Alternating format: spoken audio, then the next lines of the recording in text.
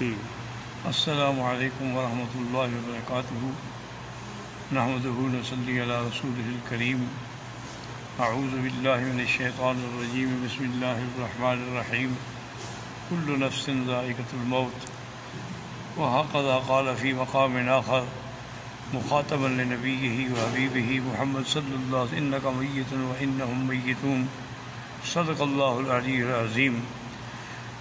اليوم آج ہمیں پتہ لگا حضرت مولانا ظفر علی خان رحمۃ اللہ علیہ، جو ایک عالم بھی تھے، مجاہد بھی تھے، اور اللہ تعالیٰ کے دین کے لیے، اعلاء کلمۃ اللہ کے لیے انتہائی بہادری کے ساتھ سب کا مقابلہ کرتے تھے۔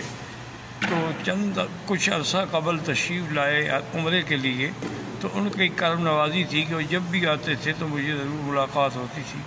تو میں نے دیکھا ان کی طبیعت پہ بڑا اثر تھا، تو انہوں نے فرمایا کہ مجھے دمے کی تکلیف ہے، اور وہ آکسیجن بھی ساتھ تھا، اور دوائیں بھی، اور انہیلر بھی، اور انجیکشن بھی، لیکن انہوں نے فرمایا کوئی فائدہ نہیں ہو رہا، اور سب سے بڑی تکلیف مجھے یہ ہے کہ میں اب نماز نہیں پڑھا سکتا۔ تو میں نے ان کی خدمت میں عرض کیا کہ حضرت ایک دوائی مجھے انڈیا سے آتی ہے، ایک دوست بھیجتے ہیں، مجھے اس سے بڑا فائدہ ہوا ہے، تو انشاءاللہ میں ابھی آپ کو وہ دوائی بھیجوں گا، آپ استعمال فرمائیں۔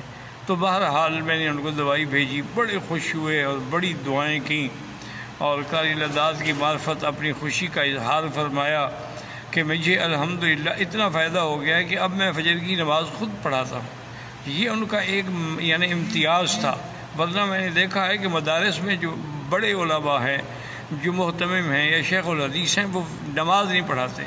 یہ حضرت کا کمال تھا کہ ساری زندگی اپنے ادارے کی نماز خود پڑھاتے رہے۔ اللہ تبارک و تعالیٰ ان کے درجات بلند فرمائیں، اور اللہ تعالیٰ ان کو جنت الفردوس میں جگہ دیں۔ اللہم اغفرہ وارحمہ وتجاوز عنہ وادخلہ فی الفردوس الاعلیٰ۔ اور یا الہ العالمین، ان کے متعلقین کو بھی صبر جمیل عطا فرما، کیونکہ اللہ تو نے فرمایا ہے کہ بشر الصابرین الذین اذا اصابتہم مصیبۃ قالوا انا للہ وانا الیہ راجعون، اولئک علیہم صلوات من ربہم ورحمہ واولئک هم المہتدون۔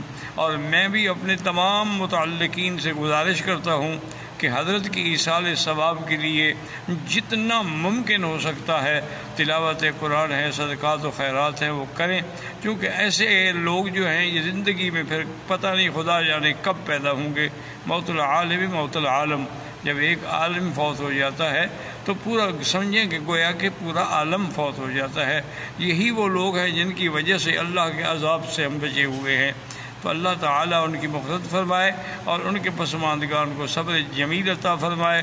میں محمد بکی حجازی فقیر حرم سرزمین حرم سے، مکہ مکرمہ سے یہ باتیں کر رہا ہوں۔ اللہ قبول فرمائے۔